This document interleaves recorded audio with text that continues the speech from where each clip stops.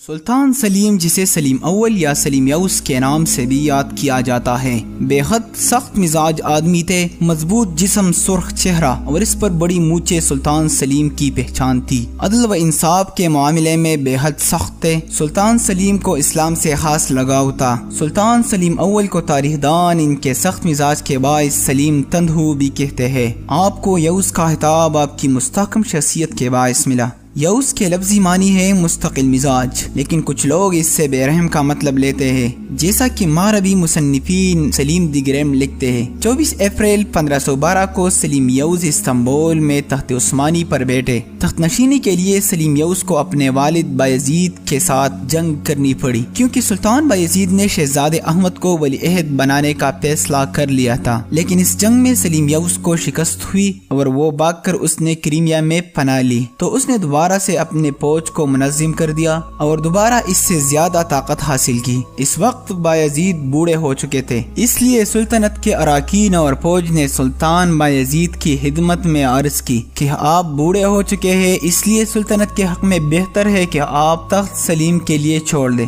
چنانچہ سلطان بایزید نے اپنے آپ کو اور سلطنت کو دیکھتے ہوئے سلیم کے حق میں تخت سے دستبردار ہو گئے۔ اس وقت بایزید کی عمر 64 برس تھی اور یہ سن 1512 تھا۔ سلطان بایزید نے اپنی عمر کے آخری حصے کو عبادت اور خاموشی میں گزارنے کا فیصلہ کر لیا۔ حکومت چھوڑنے کے بعد وہ بہت تھوڑے عرصے تک زندہ رہے۔ سلطان سلیم بے شک اور بلا شبہ عوام اور فوج کی رضامندی اور خوشی سے تخت نشین ہوئے، اور اب انہیں کھل کر اپنے صلاحیتیں دکھانے کا موقع ملا۔ جب سلطان بنے تو 40 سال کی عمر کو پہنچ چکے تھے۔ تخت نشین ہونے کے بعد سلطان سلیم اول کا سب سے بڑا خطرہ ان کے اپنے بھائی تھے، احمد اور کرکود۔ ان کو سلطان سلیم نے خط لکھ دیے اور کہا کہ میں تم لوگوں کو کسی صوبے میں گورنر تعینات کرتا ہوں، تم کوئی بغاوت نہیں کرو گے۔ انہوں نے تو بظاہر رضامندی ظاہر کی، لیکن سلطان سلیم اپنے خون کو اچھی طرح جانتے تھے کہ ان کے بھائی آرام سے بیٹھنے والے نہیں ہیں۔ سلطان سلیم کو اطلاعات مل رہی تھی کہ احمد فوج جمع کر رہا ہے، اور دوسرے طرف فوجی اخراجات پورے کرنے کے لیے احمد نے رعایا پر بہت بھاری ٹیکس لگا لیے، لیکن پھر بھی سلیم نے خود اپنے بھائی کے خلاف جنگ میں پہل نہیں کی، یہاں تک کہ احمد فوج لے کر اماسیا آ پہنچا۔ اب سلطان سلیم نے ضروری سمجھا کہ اسے روکنا چاہیے۔ احمد کے بیٹے اپنے باپ کے ساتھ برابر کے شریک تھے۔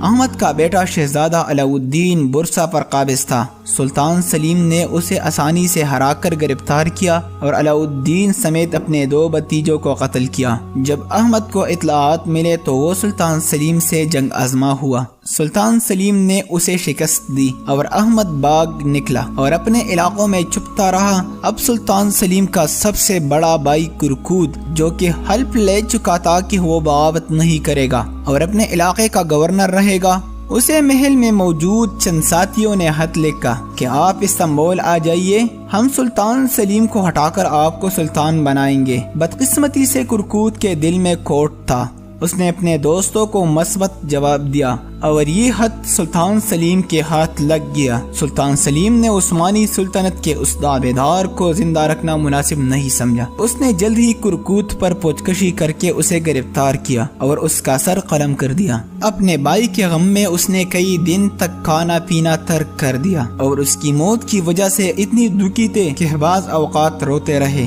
لیکن دوسرے طرف ادھر احمد نے عوام کی کچھ ہمدردیاں حاصل کیے اور فوج جمع کی اور کئی بار سلطان سلیم سے جنگ آزما ہوئے۔ آخرکار پکڑا گیا اور اسے بھی قتل کر دیا گیا۔ اس کے قتل کے بعد سلطان سلیم یوس اکلوتے وارث رہے اور اب وہ تسلی سے حکومت کر سکتے تھے۔ اس کے بعد وہ 1520 میں بیمار ہو گئے اور آخرکار 9 سال پایتخت سنبھالنے کے بعد وہ اس فانی دنیا سے رخصت ہوئے۔ اس نے 9 سال کی اس مختصر دوری حکومت میں بہت سے کارنامے سر انجام دیے۔ اس نے مصر کے مملوکوں کو شکست دے کر مصر کے علاوہ موجودہ عراق، شام، فلسطین، اردن اور سب سے بڑھ کر حجاز پر قبضہ کر کے اپنی سلطنت کا رقبہ دگنا کر دیا۔ حجاز کے 2 مقدس شہروں مکہ اور مدینہ حاصل کرنے کے ساتھ ہی سلیم اول مسلم دنیا کے سب سے طاقتور حکمران بن گئے۔ عام تصور کے مطابق 1517 میں عثمانی خلافت کا آغاز ہوا اور سلطان سلیم اول کو مسلمانوں کا پہلا خلیفہ قرار دیا گیا، جبکہ اس سے پہلے عثمانی سلطان یا بادشاہ کہلاتے تھے۔